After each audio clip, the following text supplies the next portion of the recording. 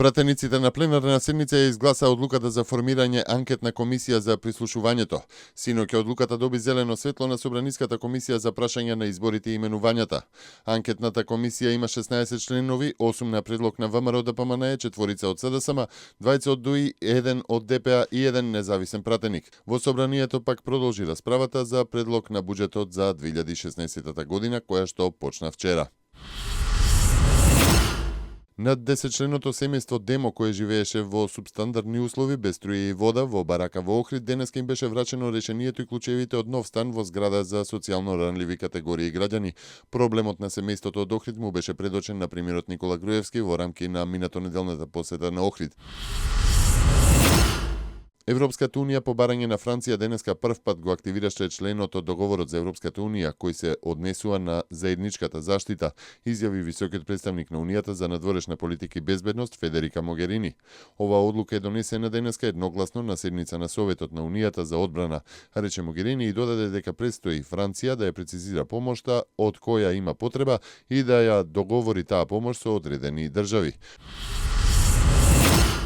Непосредно по терористичките напади во Париз, британската влада одлучи двојно да ги зголеми финансиските средства за борба против киберкриминалот до рекордни 1,9 милијарди фунти до 2020 година, откако беше откриено дека милитантите на Исламската држава се обидуваат да развијат можност за спроведување убиствен кибернапад во Велика Британија.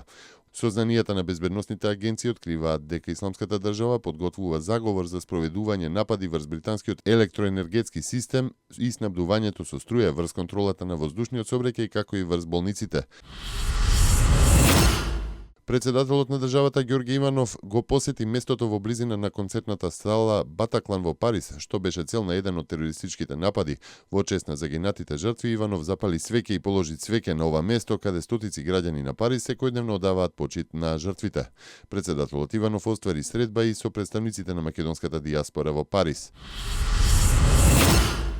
Српскиот министер за внатрешни работи Небојша Стефановиќ и денеска изјави дека Србија е подготвена за секој можно сценарио околу бегалскиот бран, но дека нема да го забавува миграцијското движење во случај со затворање на границите.